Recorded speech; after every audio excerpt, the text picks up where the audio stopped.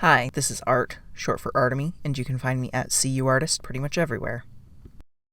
Today I wanted to talk about planning things before you start going. Some people really just like to jump into a comic, and others like to be very well planned ahead. Something that's really important to make sure you have locked down before starting a comic is just little details. I definitely had a worse time of it while working traditionally. I decided to change a character's eye color, so I restarted. I changed a character's hair color, so I restarted.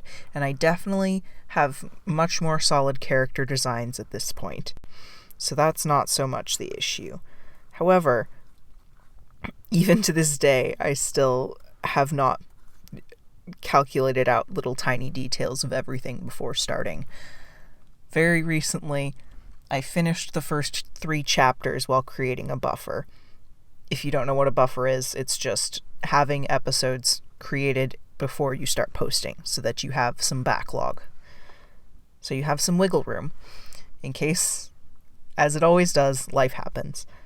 Once I got through the first 3 chapters and started getting into the next 3, I decided that I wanted to make my own font, which I had been considering, but I couldn't make it work. So I finally sat down and did just create my own font. But that meant I had to go through all of the chapters that I have the text typed out into, which is like 18 currently, and change all the fonts. And then, even more recently, as you can see in some of the speed paints that are going on in the background, I decided to use an entirely new method of doing speech bubbles, which I had also considered earlier, but I thought it would save time just to use the built-in Clip Studio Paint ones. Then I read a graphic novel called The Montague Twins and just absolutely fell in love with how they did their speech bubbles and realized that would fit so much better with how my style is. So I started doing that again.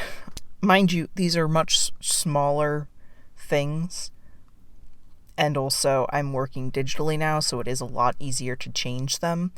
But I do think it is smart to have a style guide of sorts, just like have a good idea of the smaller details you want, and also make sure your character design is ready before you start, because otherwise you are going to be filled with regret.